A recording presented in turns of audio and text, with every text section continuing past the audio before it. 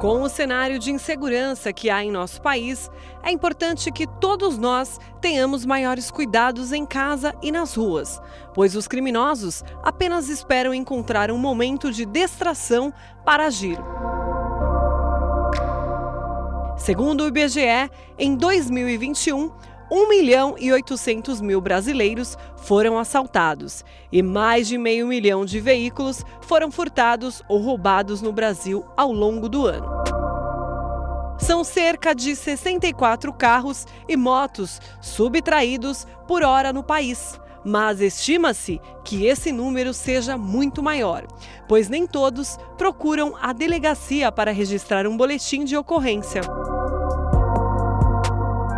Embora não seja possível se resguardar totalmente da violência, algumas mudanças de comportamento podem reduzir a vulnerabilidade e prevenir crimes.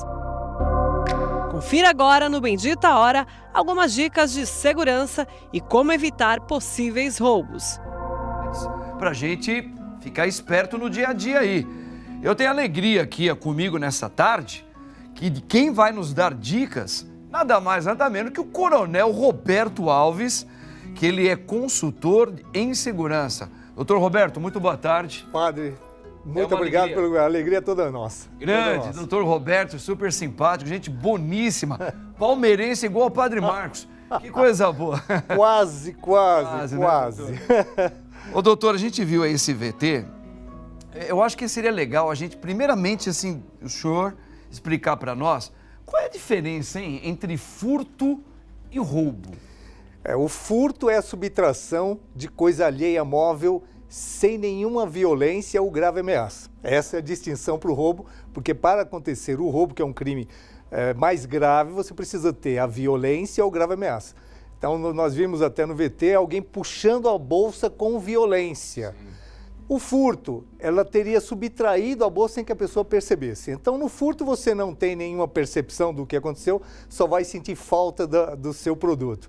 E no roubo, não. Existe uma grave ameaça ou uma violência física ou até psicológica. Eventualmente, só o fato de você achar que a pessoa vai te agredir já é uma violência. Então, essa é a distinção do furto para o roubo. Muito interessante. O celular, que é algo que todos nós hoje necessitamos no dia a dia, é um trabalho, hoje ele necessita. Ele é hoje um dos itens de maior furto e roubo também? Ele é o de maior interesse dos oportunistas. Eu não vou chamar de criminosos ainda, vamos chamar só de oportunistas, porque a ocasião faz o ladrão. Sim. A gente tem visto muitas pessoas que nunca tiveram a propensão de cometer crimes diante da facilidade. A pessoa vê o telefone celular em cima da mesa e diante da facilidade, ela nem tem o perfil criminoso, mas está tão fácil que ela se acha no direito de subtrair coisa alheia móvel. Tem muitas pessoas primárias em tudo na vida, às vezes por uma brincadeira, às vezes por total irresponsabilidade, estão cometendo o crime e nem percebem. E o crime que é tão grave quanto o roubo e o furto é a receptação, que é você adquirir algo que não tenha uma procedência. Então, a pessoa que furta ou rouba um celular, por exemplo, ela não vai ficar para ela vai repassar, vai revender.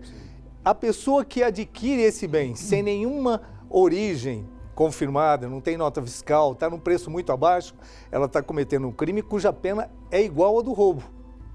A pena do receptador é igual à do roubo, que é o crime mais grave.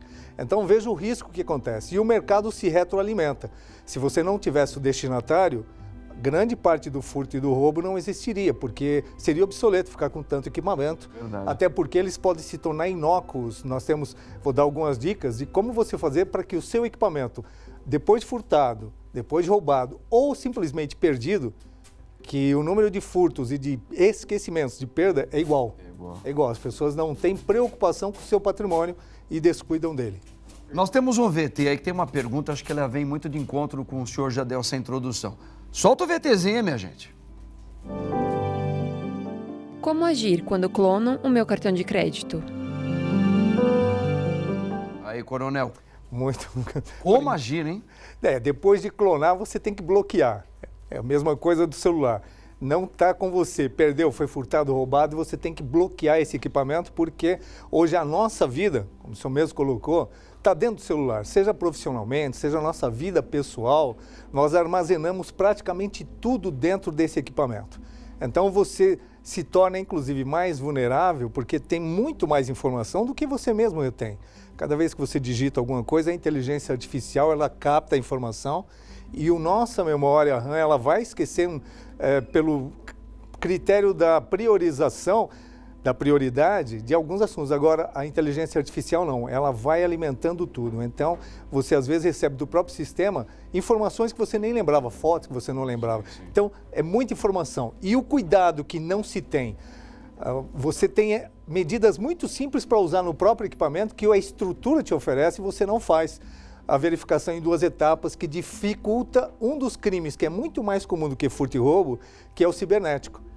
Para cada crime de furto e roubo físico, você tem 100 crimes cibernéticos acontecendo com o seu equipamento. Então, não é só estar com ele protegido, como é que você tem essa proteção não só física, mas também dentro da estrutura cibernética. Maravilha, hein? Coronel Roberto dando uma aula aqui já para você se preparar. Já, ele vai dar dicas para você que tem costume, precisa sair, precisa levar como se proteger. Segundo o Fórum Brasileiro de Segurança Pública, o número de smartphones roubados no ano passado é impressionante, cerca de 850 mil aparelhos. Com isso, autoridades alertam para o risco de acesso indevido a dados bancários por meio de celulares furtados ou roubados e a golpes virtuais. Segundo a Anatel, a Agência Nacional de Telecomunicações, o Brasil tem quase 3 mil celulares bloqueados por dia contra roubos e perdas. Você sabe como se proteger ou evitar possíveis roubos? O jeito seguro de carregar uma bolsa ou onde guardar o celular e como utilizá-lo nas ruas? Olha aí, minha gente. Por isso, nós vamos agora mostrar para você, atenção, hein, povo brasileiro, fica atento agora. Nós vamos fazer uma demonstração junto com o Coronel Roberto e a nossa querida Karina, é isso, Karina? Olha a Karina aqui, ó, tá vendo? Que bonitona. E aqui, nós vamos demonstrar para você, depois eu queria saber também, Coronel, se são mais as mulheres que sofrem isso, ou os idosos e as mulheres, ou é completamente todo mundo hoje? Qualquer, porque não é o tipo, a característica da pessoa, é o comportamento que ela tem ou deixa de ter. Às vezes tem um cara grandão, fortão lá, mas e deixa o celular no bolso de trás, por exemplo. Ixi! E como ele é muito machão, ele nem percebe, não tem sensibilidade alguma, então tira rapidinho. Coronel, o senhor gostaria de fazer agora, Claro. Você pode mostrar para nós alguns Pode ficar em meios? pé? Pode ficar em pé? Isso. Primeira coisa, se o celular é o item de maior interesse, eu deveria não deixá-lo exposto. Então as pessoas saem escrevendo, conversando, falando, ele está totalmente exposto. O criminoso não escolhe a vítima pela beleza, pela estética, pela região, por nada. É pelo objeto que ela pode oferecer. Então se eu tenho algum bem que é importante, eu preciso guardar esse bem. Sempre num bolso da frente. Como o segundo item mais interessante e mais alvo dos criminosos é a bolsa, imagine só, os meus bens, se não está na minha mão, deve estar na bolsa. Então, se ele vai levar a bolsa, estava do lado, coloca do lado, Karine. O oportunista, ele se vale do quê? Do descuido. Então, ela está fazendo alguma coisa. Se estiver ao celular, pior, porque já leva os dois. Está muito fácil de tirar. E ela não tem o que fazer, porque ela vai ficar numa situação que ou ela entra em confronto pessoal, que nós não indicamos, ela não está preparada para isso, ou ela se dá por rendida e deixa levar o bem. Agora, se ela simplesmente colocar a bolsa numa condição de visibilidade para ela está vendo a bolsa e está presa, o criminoso ele não vai querer em confronto, porque ele é o custo-benefício. Quanto menos trabalho e mais rapidez ele tiver, porque ele vai para outras vítimas. Então, a pessoa, nessa condição, ela já não se coloca como uma vítima. Ela fala para o criminoso, olha, eu estou atenta, estou percebendo, tudo que eu tenho está no meu ângulo de visão. Se a Karina colocasse a mesma condição para trás, coloca a bolsa para trás, mesmo, ela tomou uma precaução inicial, mas ela não tem acesso visual ao que está acontecendo. Aí vem o oportunista, um chama a atenção e o outro faz, até porque ela tem um zíper na bolsa e ela não vai ter sensibilidade alguma se a pessoa abrir, tira o que ela tem de precioso, se o celular não estiver na mão, com certeza está na bolsa. Ou seja, ela dá todas as dicas, se ela tem importância de preservar o patrimônio ou não. Deixou para trás, deixou numa condição que qualquer um leva, o criminoso fala, bom, ela não está não está com a cautela necessária para preservar o seu patrimônio. Então, 2 dicas simples, não ostentar, não mostrar. Ela não tem nenhuma joia, aparentemente, que chame a atenção. Se ela vai numa zona comercial, numa rua, no shopping, para que essa exposição? O criminoso quer a vítima pelo que ela traz, pelo que ela oferece. Quanto menos ela oferecer, ela deixa de se tornar uma vítima. Eu vou escolher como oportunista alguém que possa me oferecer o custo-benefício, mais rentabilidade com menos esforço. Então são dicas simples, eu preservo simplesmente. Preciso usar de relógio no momento que eu vou fazer compras? Não.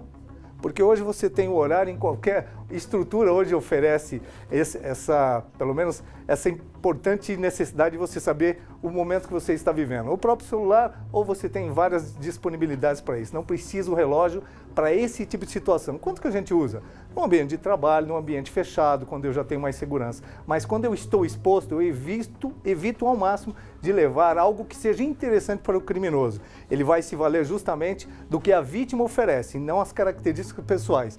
Ser idoso, ser mulher, ser criança é uma fragilidade, mas não é isso que vai ser identificador. Porque se essas pessoas não tiverem nenhum bem aparente, eu vou para alguém que tenha, mesmo que ele tenha 2 metros de altura, porque eu quero o bem que ele tem. E aí eu posso usar tanto do ardil para o furto, como da violência e ameaça. Aponta uma arma, perfeito. Você pode ter o tamanho que for, você não vai resistir. Talvez uma pergunta bem rapidinha, doutor. Uma pessoa que já tem condições de luta, uma pessoa, por exemplo, ela treinou para lutar. Perfeito. Mesmo assim, é melhor ela evitar, ou se ela tiver uma possibilidade, ela pode dar um golpe?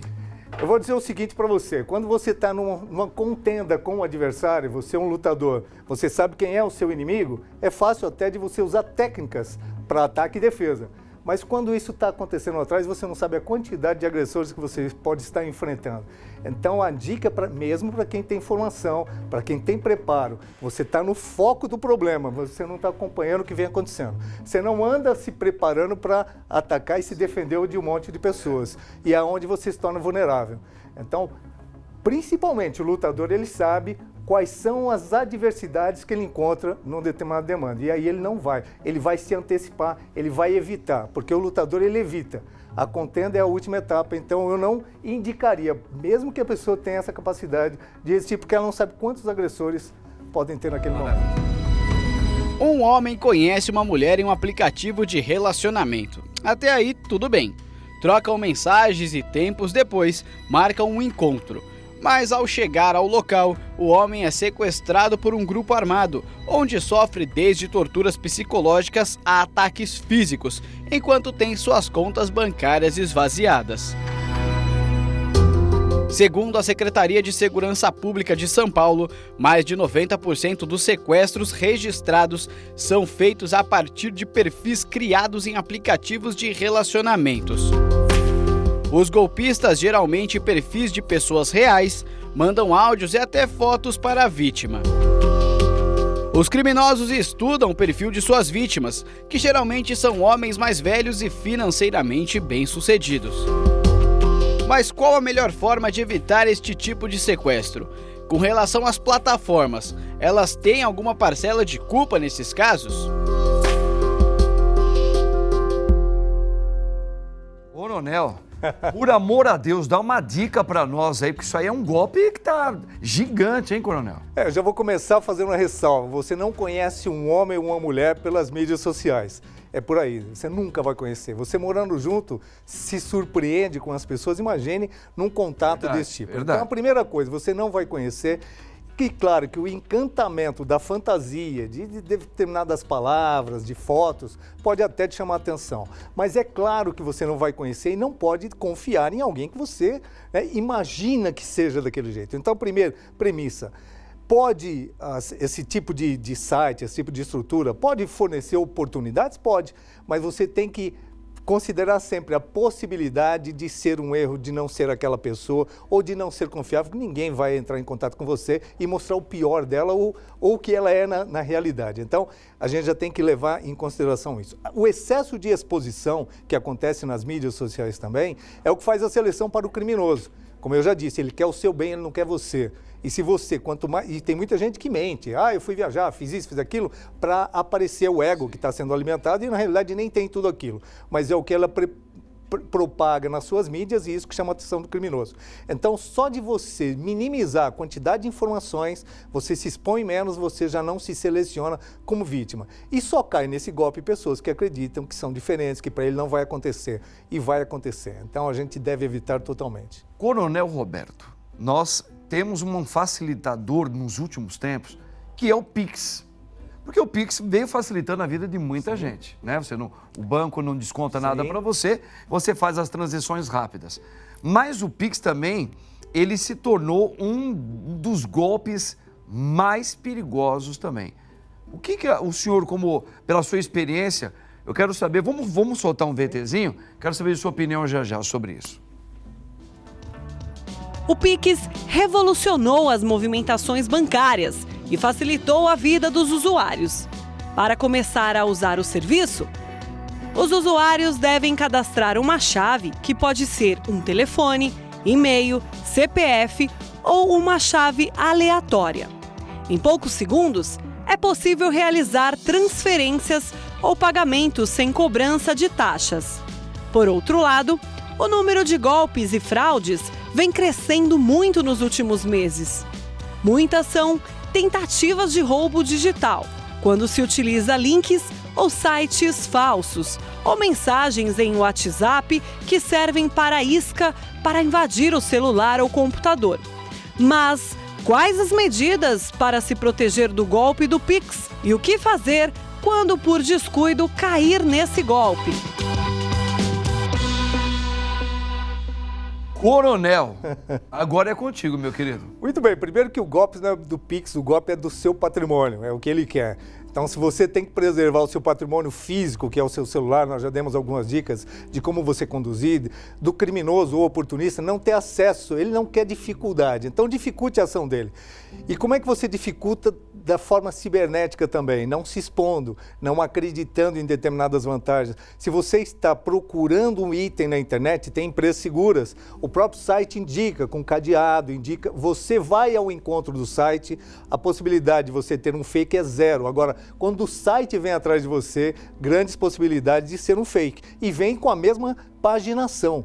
Então não adianta. O que vem de fora você bloqueia. É aquela ligação que você não tem identificação. Hoje os contatos são identificados. Não é um contato identificado, ignore. Ou espere, não atenda e faça você a ligação. Vai ver que não vai ser atendido. Não existe. É fácil de cair.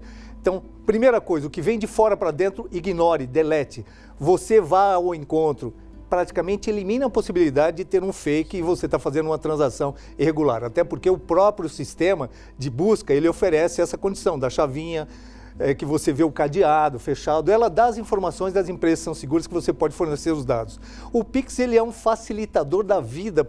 Nós não vamos acabar com o Pix porque os criminosos também vão se valer disso. Ele vai buscar os descuidados, da mesma forma que fisicamente, dentro da estrutura online, cibernética, vai ser a mesma coisa. Aqueles que são mais cuidadosos, que se preocupam, vão ao encontro e não dê encontro, eles praticamente se eliminam como vítimas. Perfeitamente. Coronel, nós temos a pergunta do Giovanni Marrachini. Ele fala: boa tarde, coronel. Eu gostaria de saber sobre a legítima defesa. Se estou sendo assaltado, reajo e consigo evitar o roubo, mas acabo ferindo o assaltante. Serei punido, coronel? Então, primeira coisa que a questão da punição é algo que vai acontecer futuramente. Mas você defender-se, né? O que é o uso moderado do meio necessário para evitar uma injusta agressão.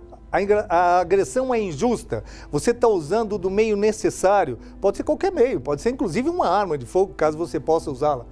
Você está defendendo o seu patrimônio, a sua integridade, está dentro do conceito legal. Agora, tudo isso é o que está escrito, precisa ver as circunstâncias. Se de repente você já foi a vítima, a pessoa já fugiu, você vai atrás dela e usa do mesmo meio necessário, não é injusta agressão, porque a agressão já parou. Você foi atrás, você foi ao encontro do problema. Então, não é simples assim. Só você... Agora, se você está sendo vítima de uma injusta agressão, está usando o meio necessário, seja um contexto físico ou alguma estrutura, né, que você tem à sua disposição, você está dentro do conceito da legítima defesa. Perfeito. Muito bom mesmo. Olha, coronel, a sua performance de explicar que maravilhosa. Eu creio que muitas pessoas já entenderam que tem que ficar bem mais ligado, né? Não basta ser fortão, alto, baixo, você tem que ter essas sacadas para não se expor diante dos perigos aí. Coronel, foi um prazer, espero voltar aqui para o senhor trabalhar outros assuntos para preencher mais. Vai ser um prazer, padre. Muito obrigado pela oportunidade. Viu? Um prazer todo meu. Deus abençoe. Amém, amém. Olha aí, fechou então? Considerações finais, nós temos aí, pode dar bênção já pro povo? É. Gente, olha o seguinte, ó, espero vocês aí, me procurem nas redes sociais também. Tô nas minhas meias férias. Que Deus abençoe você, pela intercessão da Virgem Mãe Maria, no nome do Pai, do Filho e do Espírito Santo. Amém.